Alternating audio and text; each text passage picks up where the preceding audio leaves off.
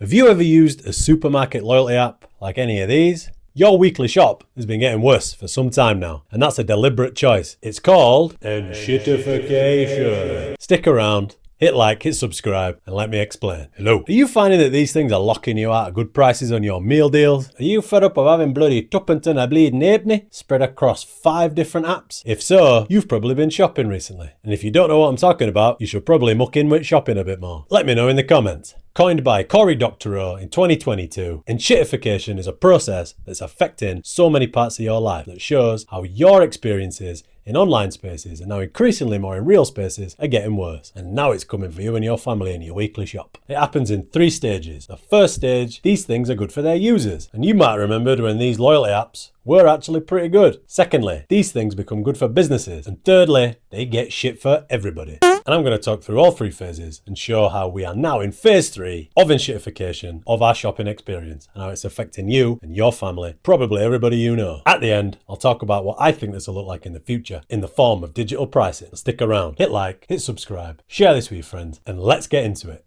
Stage 1. This is good for users. You may remember the time when these loyalty apps first appeared, and I don't know about you, but I couldn't stop racking up the savings. My mum actually worked at Morrison's, and I remember specifically saying to her, I feel like I'm bloody fleecing Mr. Morrison here with all these bloody savings I'm making. I was also particularly enjoying all the personalised offers I was getting. Great, they're paying attention to what I'm buying, and they're now making it cheaper for me. Brilliant. Isn't that nice? It looked like they were matching other supermarkets on price, so I didn't have to shop around as much. Didn't have to get me bits from Aldi, do big shop at Asda, and get me fancy bits from M&S. I could just get it all in one place. And it seemed like things were getting cheaper on the shelf. Stick around to hear about phase 3 and how that's not the case anymore. Stage 2, this is good for business customers. Big brands now have all our data. They know all our shopping habits. They know all the competitors that we shop at. They know if we buy X, we're more likely to buy Y. They know the household that we come from and generally have a good idea about our demographics. And they can now actively target us. They know what our staples are and they can track our shop individually through a store. Now in the past, all they would know is, I've sold a fuck ton of pasta. But what they wouldn't know is, specifically, if somebody buys pasta, what are they more likely to buy next? Businesses now have this information and they can start promoting things based on that knowledge. They can create more loyalty within their brand, and they can keep you tied into one supermarket so you can buy more of their products.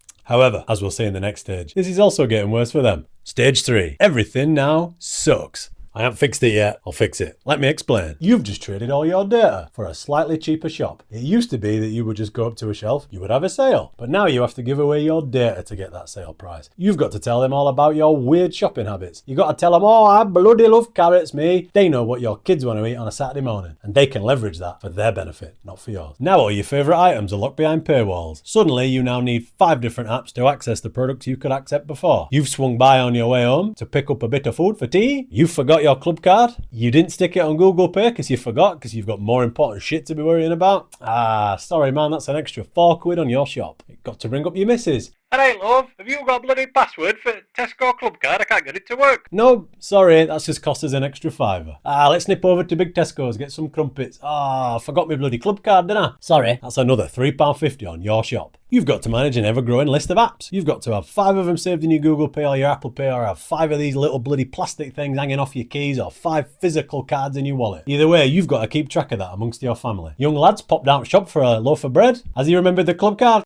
Sorry, that's an extra £2 on your shop. The CMA did a study recently and they found that people felt like they were being cheated out of better prices and that companies were artificially inflating these prices. Now, the CMA found that there was no evidence of this, but that doesn't stop eroding trust and it doesn't stop making your situation more stressful because now you've just got an extra thing to factor in when it comes to figuring out the price per kilo. Is this the cheaper one? Is this the best value one? Because now you've got an additional variable to worry about. Oh, but wait, you forgot to accept it in the app. Sorry, that's an extra £5 on your shop. And this is getting worse for businesses, not just us. Because the power's shifted now from the supplier to the retailer, your loyalty is no longer to a brand. You're more price sensitive than ever because everything's too bloody expensive these days. So you don't care about the brand, you only care about the price. And supermarkets know this and they can leverage this now inside their apps. So they can show you the cheapest possible thing and make sure that you buy that. And that keeps you within their ecosystem. So you're loyal now to a supermarket. The CMA also recommended it's still best to shop around. What's the point of a loyalty app if I can't actually trust that I'm getting the best price from the place I'm the most loyal to?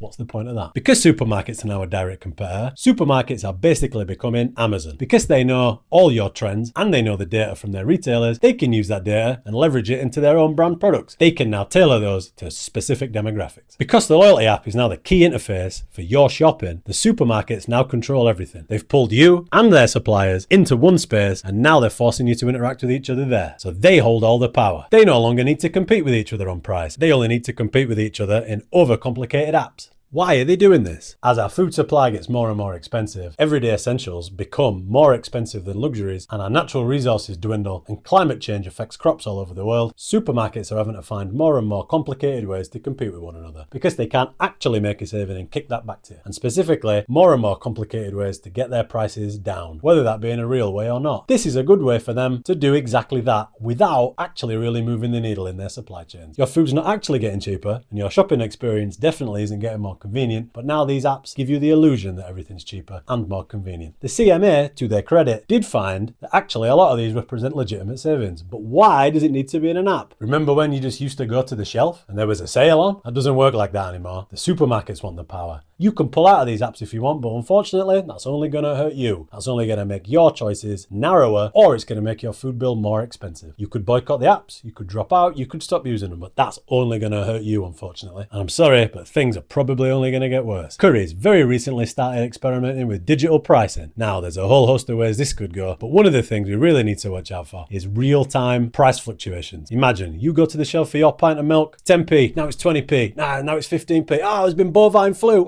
it's £2.40. Sorry, you were too late. That's where we're headed. So what can we do about this? We should control the way these things get produced, and we need localized, democratically run food supplies where we get to decide what gets made, what ends up on our shelf, and who benefits from that. And we get to decide how things get made and the interface by which we interact with that. Imagine a world where you controlled what we made, where you controlled what we ate, and where you controlled who made it. Imagine you got to have a say on what ended up on your plate, in your shops, and in your body. That is what a democratic food supply would look like. We need to learn more about this. We need to tell our friends, tell our family, share this video with them, pay attention to these trends as they come around, and think about, is this good for you and do you have control over it? A series of individuals pulling out of these apps won't hurt anybody. It'll only hurt the people pulling out the apps. We need to learn the realities of the situation so that we can discuss this with each other, we can teach each other, and we can mobilize collectively and stand up against this. So the next time you see a politician talking about how they're going to make your food cheaper, think about this. What are they doing about these apps? What are they doing about these supermarkets? How are they taking power away from the supermarket and putting it in your hands? If they're not doing that, they're not going to make your food cheaper, and they're not working in your interest. Thanks for watching. Hope you enjoyed it. As always, check out my Substack to read a little bit more about this in detail. Hit like, hit subscribe. Let me know in the comments about your frustrations with these apps, and I'll see you next time.